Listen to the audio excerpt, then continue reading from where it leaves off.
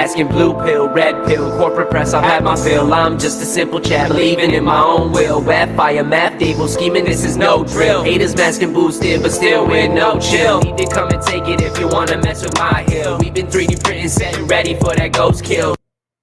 Hello, Canada, and welcome back to the Maple Pill. As always, I'm your host, Matt McKeever. Hope you guys are having a good Friday. I see we've got Kyle in the chat already. Sounds like he's having a good Friday. It's Friday, bitches. So, got a full course of the Maple Pill for you guys. And in fact, we're going to start off today's episode really just exploring and diving a little bit deeper into some more misinformation that came from, the authorities that be in regards to the Freedom Trucker Convoy protest, as well as the Emergencies Act. And this stuff's going to piss me off. So let's just jump right into it. So I'm going to pull up my screen share here. You guys should be able to see the article from Rebel News, and a reminder, as always, links to all of the articles in the video description down below. So from Rebel News here, feds admit they had no criteria for freezing protesters' bank accounts. The Emergencies Act gave police extraordinary powers of search, seizure, and arrest, which led to trucks and millions of dollars in private bank accounts being seized without any benchmark for confiscation whatsoever. And I'm sure those of you that have been, watching the Maple Pill for a while, and again, hey, we're at episode 75, probably remember me saying how I felt like the government was being very particular in their language when it came to talking about bank accounts being frozen, because I suspected really what they're trying to do here is just dance around with words and play the blame game. So essentially, they're trying to keep themselves arm's length distance from the bankers so that if anything went wrong, they could point the finger at someone else. So it's worth reading the entire Rebel News article, but just wanted to highlight a key point here. The Finance Ministry's reply, which was signed off by Finance Minister and Deputy Prime Minister Chrystia Freeland, noted there were no specifications to be met before asset seizure. Neither the order nor the regulations required financial service providers to inform the Department of Finance or any other federal department or agency of the specific criteria they used to determine whose bank accounts were frozen. So, it's really interesting to see this, and it feels like it stands out like a sore thumb at this point in time. But back when they were freezing bank accounts, they were saying there's no way, someone that donated $25 to the Freedom Trucker Convoy protest could have had their bank account frozen. And then the further we dive into it, we're like, oh, well, actually, it turns out we didn't have anything to do with the bank accounts freezing. We just told the banks, you should freeze bank accounts of terrorists. We'll leave it up to the banks to essentially decide who's what, right? And one of the other aspects that that was kind of a controversy at the time that no information's really came out on yet in regards to investigations is whether the Give, Send, Go hacks were used in any way to also determine whose bank accounts to go after. Up until this point in time, the language that was being used was, everyone denying it, but the way they were denied, again, felt like it was purposely slippery language so that if they were caught red-handed, they could always say, well, technically we said this. So technically, if I remember correctly, what the RCMP said was we did not provide a list based upon the Give, Send, Go hacks to the banks. Now, again, in theory, the banks could have used that to the best of our knowledge. And based upon this information that we've got now from the Finance Ministry's reply, it seems like quite possible that they could have. Again, that's not to say they did, but it just seems like every single thing that we were originally told by mainstream media, as well as our politicians in the administration, turns out to, at best case, be a weird interpretation of the truth, and most of the time just like flat out lies and misinformation. And yet they're the ones that want to be able to control the narrative and fight disinformation. Interesting how those things work out, don't you think? Next from Blacklock's reporter, and again, this is on the Emergencies Act. Yes, the evidence exists, according to Marco Mendocino, despite the fact that he seems to regularly rely upon fake information. And so just a reminder, because I thought the Blacklock's article here did a great job of reminding us of some of the misinformation that's gone on over the last couple months in regards to the Freedom Trucker Convoy protest. So false claims include a March 19th Toronto Star story that police found weapons inside some of the trucks. Again, reminder, that was from Justin Ling, and we've kind of done a deep dive in previous episodes, so I won't, beat that dead horse today. That loaded shotguns were found. None were found. Other false allegations include a March 11th CBC story that total economic damage cost Ottawa $200 million. Compensation claims to April 15th totaled $800,000. And reminder, it was undersubscribed. So essentially, the number of businesses that applied for this extra funding or to help alleviate the economic damage done by the protest has actually been undersubscribed from what the politicians expected, which is very telling in and of itself. A February 6th global news story that protesters attempted to burn an Ottawa apartment building. 2 Ottawans subsequently charged with arson had no connection to the convoy. And we did a deep dive right when that was breaking, and it seemed very fishy. We didn't want to jump to conclusions, but, it seems strange to think that a Freedom Trucker Convoy protester would be someone with like pink or purple hair and, a young Generation Z individual. And it just seems strange, the entirety of the story, right? Remember, there was literally a witness that walked by them and just went up to their apartment, despite the fact that they were apparently trying to commit arson and burn down a building with people inside of it. Yeah. A February 16th claim by Emergency Preparedness Minister Bill Blair that Convoy was largely foreign funded. GoFundMe said of 10.1 million in donations, 88% originated in Canada. So again, I guess, maybe Bill Blair's definition of large is anything greater than, 10%. A February 25th claim by Minister Mendocino that there were Ottawans who were subjected to intimidation, harassments, and threats of rape. No person was charged with sexual assault. A February 3rd claim by Liberal MP Yazir Nakiv that firecrackers have been hurled at people wearing masks. No person was charged with throwing firecrackers. And honestly, at this point in time, why should anyone trust the administration? Why should anyone trust Justin Trudeau when they consistently are so willing to lie to us and just jump to conclusions based upon any falsehood that happens to cross their plate? That really is the $1 million question. Yet, hey, apparently enough of our fellow citizens still believe in Justin Trudeau that he got voted in again. So there's that. Final story about the Emergencies Act misinformation from mainstream press and the administration. Convoy allegations disproven. So do you guys remember the lady that was dancing on top of the war memorial that caused such a outcry from the mainstream media and politicians? And again, that was one of the worst things that happened. The worst things that happened again at this convoy were someone put like a flag on. Oh shoot, I'm drawing a blank right now. Oh man, on the guy that ran across Canada. This is embarrassing. Terry Fox. Then we had this person dancing on the war memorial. And then finally we had a masked individual by themselves waving a swastika. Those were like 3 of the worst things that happened during the Freedom Trucker Convoy protest. And, and the arson and all those other things. Well, the arson turned out to be fake. This lady's not associated in any way with the convoy. And that's what this article is all about. And so all of a sudden we're left with, okay, so someone put a flag on Terry Fox. And that's one of the worst things that we can come up with in regards to allegations against these truckers that's actually been proven. So they put a flag on a statue. Convoy allegation disproven. The Ottawa Police Service yesterday said it identified a mystery woman who jumped on the tomb of the unknown soldier during Freedom Convoy protests, but dismissed the case as insignificant. The woman was not from Western Canada and had nothing to do with the convoy, police said. The woman is from Quebec, said Carol McPherson, spokesperson for the police department. There was no admitted association to the Freedom Convoy truckers. Now, how much do you want to bet that if she was directly associated, if she was from Western Canada, if she was a trucker, that she would be charged? I kind of suspect she would.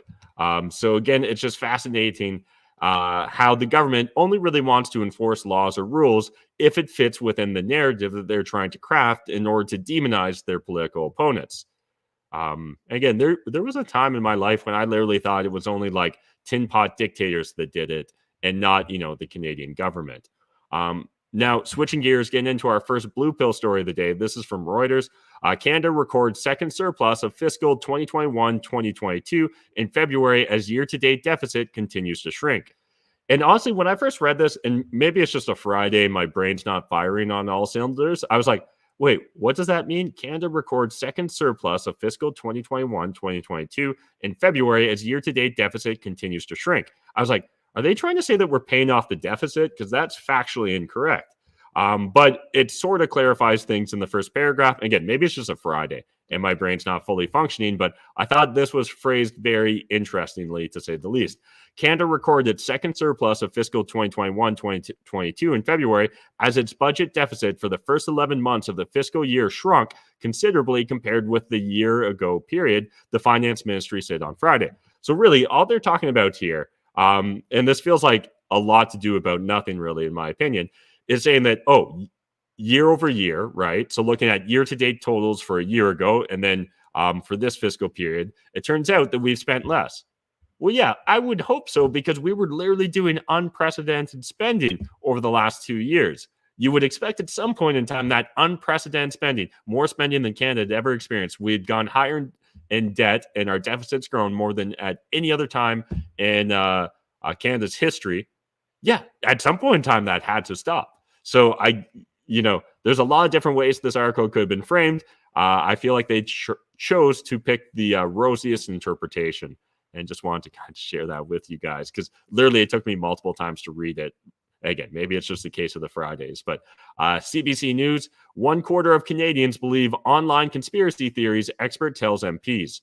And so what's interesting here is, again, what's your definition of conspiracy theory? Until you can really define that for me, this feels like a meaningless poll. But a couple of things that did stand out is, David Morin, a professor at the University of Sherbrooke, said a poll conducted for an upcoming report he is preparing for Quebec government found that 9 to 10% of Canadians strongly believe in conspiracy theories, while another 15% moderately believe in them. And, my first question is, what sort of conspiracy theories? Conspiracy theories like, I don't know, the Wuhan lab leak, or the Hunter Biden laptop, or that the Russia collusion was actually a false story from the Clinton team in regards to Donald Trump, or that Joe Biden's son, Hunter Biden, had nefarious deals going on in Ukraine, or like Epstein Island and the abuse of children. Like, those are conspiracy theories that are all essentially proven or more likely to be true than not at this point in time. Yeah, like this broad term of conspiracy theories honestly is meaningless at this point in time. In my opinion, we've become so charged and divided as a society that it's, for all intents and purposes, just useless. But the CBC still wants to use this to the full extent, so they're focusing on the changing nature of far-right extremism. The far right has evolved, said Morin. The far right today is also people in suits and ties. And I got a feeling, to him, the far right is also people like Pierre Poilievre and a lot of the current MPs of the Conservative Party, which I would argue they're centrist or liberal lights usually at best. Maybe there's a couple of people in that party that aren't, but it's fascinating to see these definitions changing in real time. Understand that back in 2008 or 2007, really, Obama ran being against gay marriage, and essentially on a platform that today would feel like a conservative platform. And yet we're literally talking about a time span of 14 years since then, right?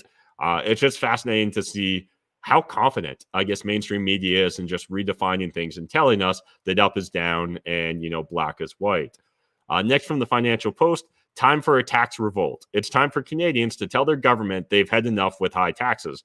And two things. There's a real point being made in this article. But secondly, literally, I feel like if Pierre Poilievre or, any member of the PPC party or a Freedom Trucker Convoy protester at this point in time said it's time for a tax revolt, we would literally hear them being denounced as terrorists, rather than understanding that this is just language, right? That people are actually just talking about, it's time we refuse, it's time we stand up, it's time we start pushing back. It doesn't necessarily mean that it's immediately a call to arms and, revolution. But again, I have no doubts that the CBC would interpret that way if this wasn't in the National Post. But understand, personal tax rates have not been so high since the early 1990s. Rates for top incomes are over 50% in most provinces, and clawback rates applied to child and elderly benefits push effective marginal tax rates to over 70% for those earning modest incomes. And so this essentially, one of the arguments made in this post is that we've gone beyond the Lafayette curve, right? And if you guys don't know what I'm talking about, essentially the concept is that there comes a point in time where if you actually were to reduce taxes, you would earn more tax revenue as a government or administration. If you guys want a breakdown of that, you can always watch the start of Ferris Bueller's Day Off, where the teacher is essentially going over voodoo economics. You probably didn't realize when you were younger that there was actually a hidden economics lesson in Ferris Bueller's Day Off. All right, switching gears, getting into the first red pill story of the day. Spotted at the EY Center about 20 minutes outside of downtown Ottawa, we have seen Toronto, York, and Durham police officers here. There's a conference room inside this building that is filled with hundreds of police officers. So, mainstream media and particularly politicians and the police departments, especially the Ottawa Police Department, seem to really be gearing up for this weekend with the Rolling Thunder convoy. Now, I know lots of people are saying that that's not even a protest. I know there's a lot of other people in Ottawa that need their safe space because they're triggered and they're very scared of another weekend of potential Canadians wanting to express themselves. But what's really interesting to me, and you guys, can check out Rebel News or a handful of other news outlets if you want to go on a deep dive on this, is that we essentially have like a vehicle exclusion zone in Ottawa. And honestly, sadly, I think that this is probably going to be here to stay. We're going to see this more and more normalized throughout this year until there's just going to come a point in time where you're going to need like some sort of pass, or there's going to be checkpoints in order to get to downtown Ottawa, because politicians don't want to be bothered with us rebel rousers, the citizens that they're supposed to represent. Next from the Libby, can you hear us now? Didn't mean for that to autoplay, but next from the post-millennial, most non-homeowners in Canada say they have given up on owning one.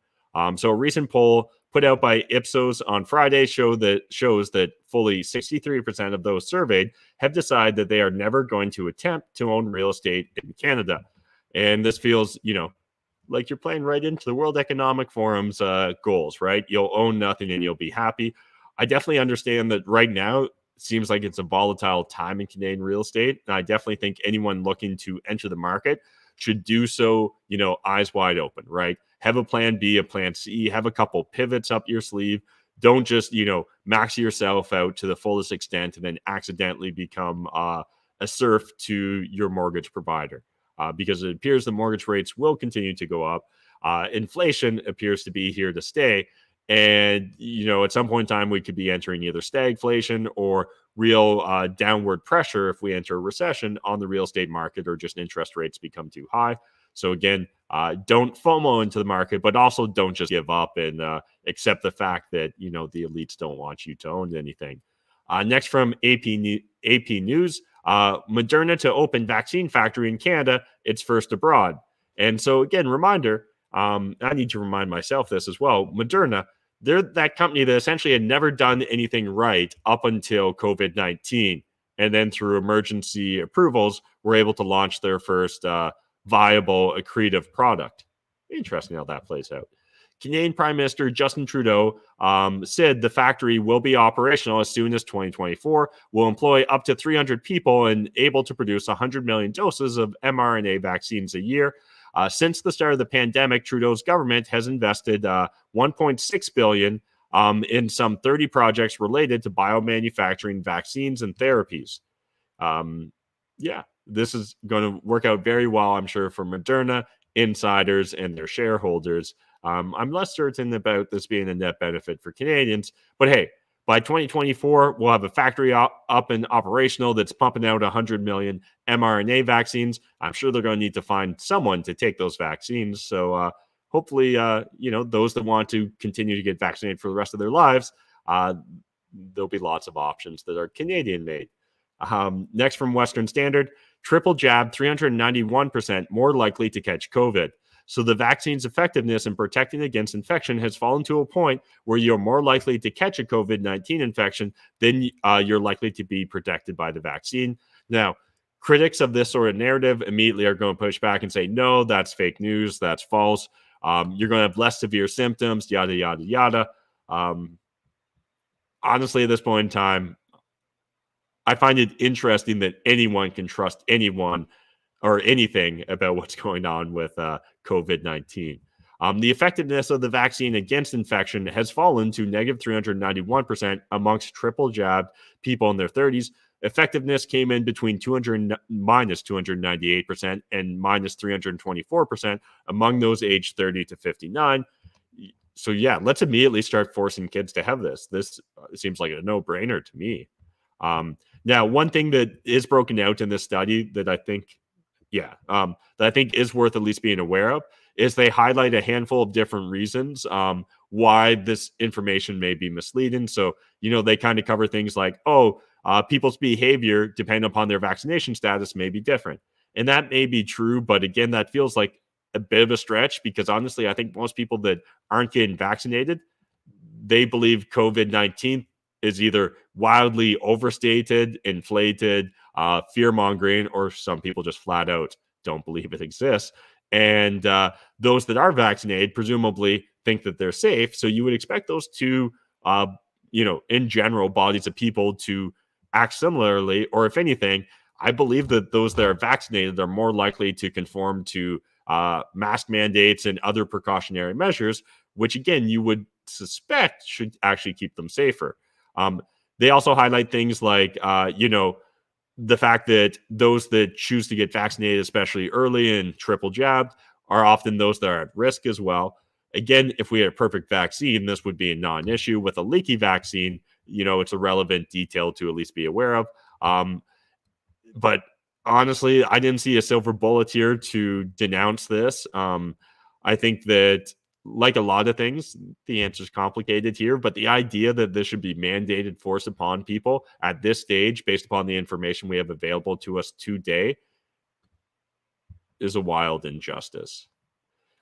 Next from Timcast, first human case of bird flu strain detected in U.S. The first confirmed case of the H5N1 bird flu virus in a human has been detected in the United States. A Colorado man who is described as being under 40 tested positive for the virus this week, according to the Centers for Disease Control and Prevention.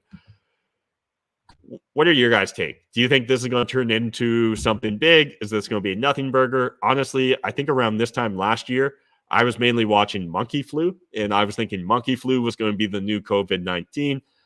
That seemed to have turned into a nothing burger. Mind you, I wasn't panicking or anything, but had you asked me to bet, I would have bet, good dollars. The mainstream media and politicians were probably going to use that as the new thing to panic over, the new thing to push out more fear porn for. And it seems like, unfortunately for them, monkey flu just kind of fizzled out. Do you think human cases of the H5N1 is likely going to be the same? Do you think that this is a serious consideration, or is the primary story here just potentially how it's going to impact our food supply chain? Let me know your thoughts and opinions in that comment section. Again, just another article here from Western Standard, similarly covering the H5 bird flu. Next from Blacklock's reporter, and this is going to bring us into our first black pill story of the day. Government faked port emergency. I mean, if they're willing to fake that, I wonder what other things they might fake. So claims that cabinet needed emergency powers to save lives during a 2021 strike at the Port of Montreal were fabricated, access to information records show. Then Labor Minister Philomena Tassi claimed the strike was a matter of life and death. Documents show the main issue was spoiled fruit. Tassi yesterday would not comment on the disclosures. Records showed cabinet knowingly exaggerated the impact of a brief strike to justify back-to-work legislation. How much do you want to bet that there was maybe just a wee bit of exaggeration in regards to the Freedom Trucker Convoy protesters, or maybe even more than just a wee bit? Yeah, I'm willing to bet dollars to donuts that's the case. Next from the counter signal, Klaus Schwab's daughter wants government to use COVID policies for climate change. Most of us, I think, knew this was coming, but it is interesting just to see how they're going to continue to push and essentially call for this, right? First it was COVID lockdowns, next it's going to be climate change lockdowns. And hey, they both start with a C. Clearly the system is not sustainable, began Nicole Schwab, speaking at the Intent Roundtable. So I see it as a tremendous opportunity to really have this great reset and to use these huge flows of money to use the increased levers that policymakers have today in a way that was not possible before to create a change that's not incremental, but that we can look back and we can say, this is the moment where we really started to position nature at the core of the economy. And I think for those of us that aren't paying attention, or even those of us that are, I think these are the moments in time where we need to really start pushing back against all this silliness. I don't remember voting for her. I don't even know why I need to know this lady's name, other than the fact that her dad also seems like an evil fuck, Klaus Schwab, and he's the head of the World Economic Forum. It's wild that we find ourselves just in this situation, in my opinion, where, again, there's a good chance that, 6 months or a year from now, you're going to hear Justin Trudeau and other Canadian elected politicians echoing exactly what Nicole Schwab says in this statement. If you want to listen to all of her craziness, there's a link in the video description down below. But just want to highlight one other point from the article, and this is another direct quote.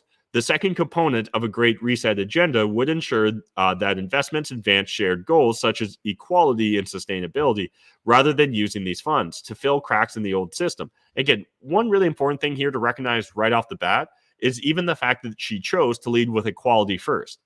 Well, for the love of God, if we're talking about climate change and you thought it was serious, you would think sustainability would be the number one lead there and not equality first. This has nothing to do with the environment, in my opinion. Rather than using these funds to fill cracks in the old system, we should use them to create a new one that is more resilient, equitable, and sustainable in the long run. This means, for example, building green urban infrastructure and creating incentives for industries to improve their track record on environmental, social, and governance metrics, writes Schwab. And again, what's important to understand here is the same companies that are more than comfortable using, slave labor in China, those that are more than comfortable to have, suicide nets around their factories in China, are going to be the same companies that somehow are going to get really high ESG scores, while mom and pa operators probably won't be able to keep up with the paperwork and the different hoops and red tape that they're going to have to jump through and navigate in order to continue to succeed. I really do believe ESG scores is going to be a major impactor to our economy in the next decade, unless we finally start to get leaders and politicians that walk us back from this precipice that we seem to so willingly just be running over the edge on. Way too many humans are lemmings. And then there's actually a great pushback here from a Australian politician. I believe he's like from Queensland, talking about how these ESG scores and some of their requirements around red meat and farming and production, how disproportionately unfair it is to small operators, as well as highlighting, I think in this one, in this video, he also highlights the fact that the UN wants to ban more than one bite of meat per day. So 14 grams of meat, that's your daily cutoff. So Peter, you're going to need a lot more protein powder if the UN gets their way. 14 grams, right? That's half an ounce. The only reason I know that because weed. But wild. Next from Western Standard, Western Standard. That was a weird combination of Canada and Standard. Next from Western Standard, Canada, one of two countries participating in WEF travel digital ID pilot programs. A smart travel approach includes the use of digital IDs and the development of a trusted global travelers framework that will aid governments in their ability to proactively manage crises that arise from wars, terrorism, pandemics, and natural disasters, according to the WEF. Yeah, this is a hard pass for me. You know what? I don't think Canada should be doing any of this until Chrystia Freeland can get together her paperwork to disclose her relationship with the World Economic Forum. How about we cross that bridge first before we just willingly opt into any World Economic Forum plans? Seems pretty reasonable. Let's first understand how our finance minister and deputy prime minister is related to this entity before we just blindly start accepting it. Because again, I don't remember voting for anyone from the World Economic Forum. Next, this is from Summit News. Lockdowns drove 60,000 children in UK to clinical depression. More proof lockdown advocates were on the wrong side of history. And this has been one of my biggest concerns for the last year plus about all this craziness, is thinking about what are the unintended consequences, right? I truly do believe that we're sacrificing a generation of children on the altar of perceived safety right now. And the idea that they'd want to continue to implement mask mandates, lockdowns, and just the general COVID hysteria narrative is such a disservice to every human, but in particular to children who are particularly impressionable. So researchers detected a 27.1% prevalence of depression amongst their sample, a number significantly higher than would have occurred without lockdowns. If you guys want, Paul Joseph Watson does a good job of breaking that all down in his Summit News article. So I'll leave you guys to go down your own rabbit hole on that. But next, let's get into a couple of clown pill stories of the day. So this is from Clancy RBTB. Lord Jesus Almighty, they are masking the cows. Face masks for cows aim to tackle climate crisis by capturing methane from burps.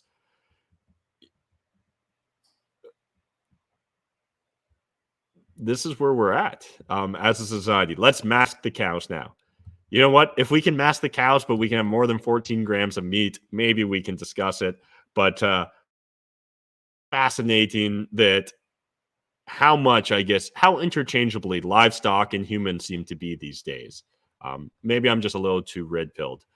Then next from Stephen Panwazi, a serious and non- I think he is being serious here, but I still actually think this is a clown story. It looks like Canada's finance minister's asset disclosure primarily grew by overseas real estate investment, which is fine. But if the finance minister doesn't see much investment opportunity in Canada, how does anyone else? And it is just kind of funny that, you know, our finance minister would have the primary growth of her wealth and assets of her wealth in foreign real estate. Now, yeah, I get it. I know that she used to live in England before and she owns a property from there, yada, yada, yada. But it's more than just a little telling, I think. And if nothing else, it is a funny clown pill the way Stephen chose to frame it. Now, switching gears, getting into our white pill story of the day from Western Standard. And I could have gone either way on whether this was a black pill or white pill story, but I'm happy and thankful that at least someone's pushing back. So watch, MPP introduces Stop Woke petition in Ontario legislature. And again, I think it's so important that parents become proactively involved in their children's education. If not, the state is going to raise your child into a monster. That's the way it is, at least in my worldview.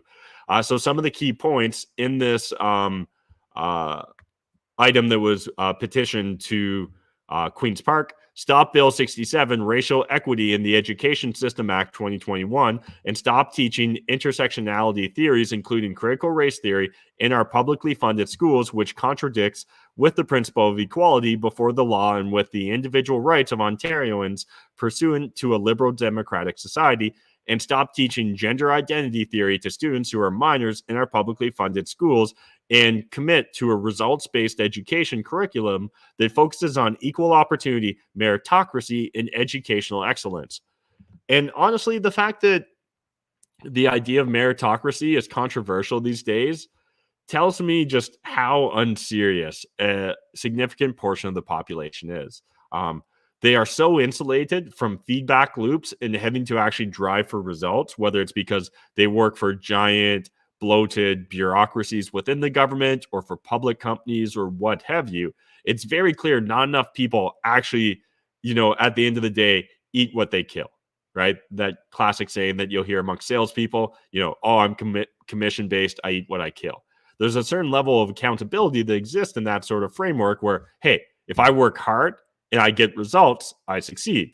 Versus, you know what? If I can find out how I'm higher up than everyone else on the pyramid of victimhood, then I can just get things given to me rather than actually having to learn or develop skill sets or go through adversity or have to grow as an individual human being. Yeah, the school would much rather make sure that your child can be gender fluid, that they can identify systemic racism, and that they can check their privilege, versus them, developing skills and things that will help them navigate in day-to-day society. Next from Spencer Fernando, what is sound money and why is it so important? If we want to build a high-trust society, incentivize long-term thinking, ensure that hard work is rewarded, sound money is essential. This is also something you'll regularly hear talked amongst Bitcoiners, right? The idea of low time preference versus high time preference. In a society with a currency that's depreciating quickly in its value, right? Or where assets are inflating dramatically. you're going to naturally find that individuals are incentivized to get rid of that money as fast as possible because it can buy less and less as time goes by, which creates a high time preference.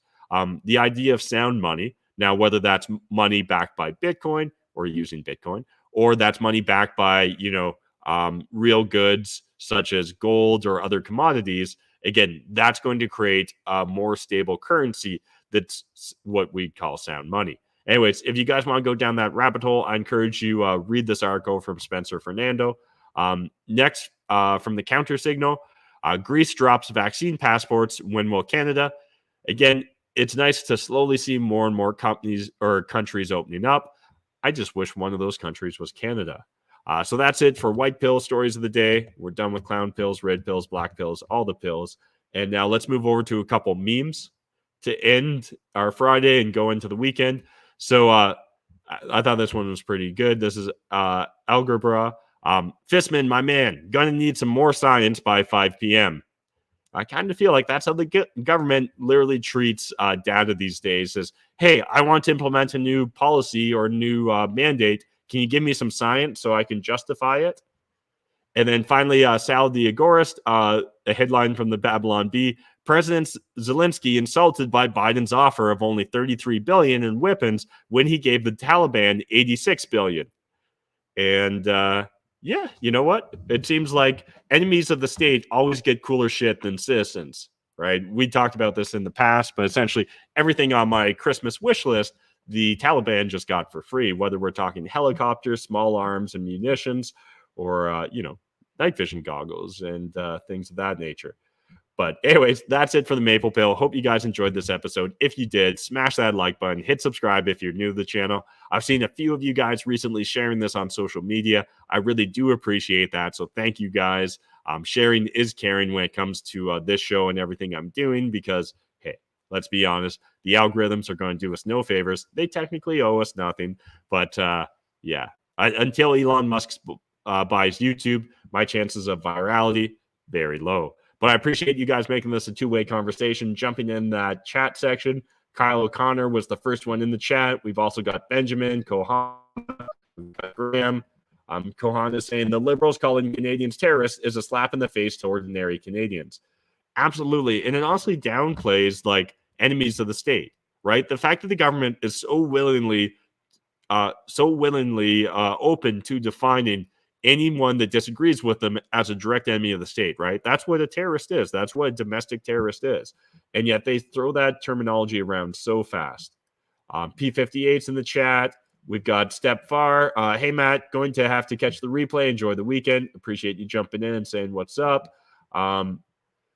P58, the remaining 10% were Canadians leaving in U.S.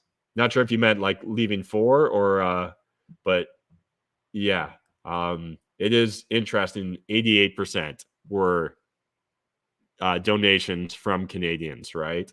So again, maybe there were 12% expats and 100% of the money came from Canadians or former Canadians, but it's definitely obvious that the large majority was not from foreign actors.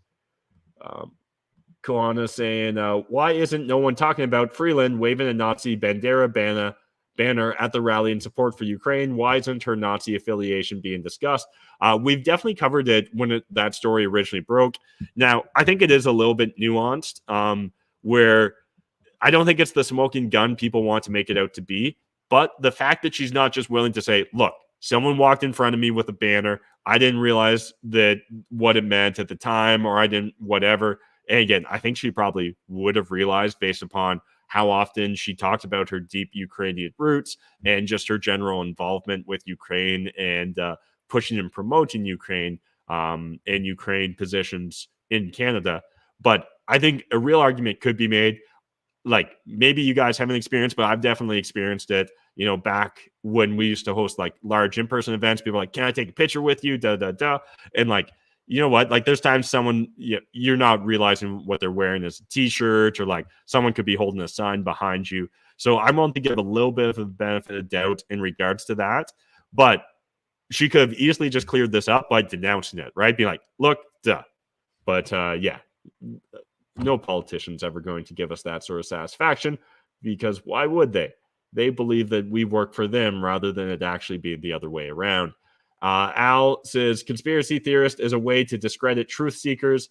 It definitely is these days. And certainly, those of us that are conspiracy theorists will naturally think back to JFK and whether the CIA and the administration essentially designed the term conspiracy theory to simply mean people that are pushing theories that are not, conducive to the deep state's agenda. Kohana says the CBC is the most degenerate news agency ever in existence. Well, it's certainly the most degenerate news agency that's essentially 100% funded by our tax dollars. I will definitely give you that. Again, it's so funny to see the fact that we're compelled, via violence, and that's what the state threatens you if you don't pay your taxes, to pay our taxes, to then have it given to a propaganda wing, essentially, of the government that then demonizes us as individuals. Really bizarre. Like, I don't know. Maybe it was better when I literally knew nothing rather than being aware of what's going on in the world. Do you guys ever think about that? Do you remember the episode of The Simpsons where it turns out Homer Simpson's a genius, and the only reason he's not a genius now is because he got a crayon stuck up his nose and it was like pushing his brain or something to that effect? Sometimes I can't help but wonder whether ignorance is bliss, but I think that's only momentarily. At least that's what I tell myself. Kyle says the vaccinated are more likely to get COVID and also keep their jobs. Makes sense, right? Exactly. Welcome to the upside down world, the age of hilarious. Tara says, hey, Matt, I'm curious to know if you've read the book called The Real Anthony Fauci by Robert F. Kennedy Jr. If not, I highly recommend it. It's pretty data heavy and medically, but very well worth the read. I have not. I've watched one or two interviews with Robert Kennedy, but I have not actually read that book yet.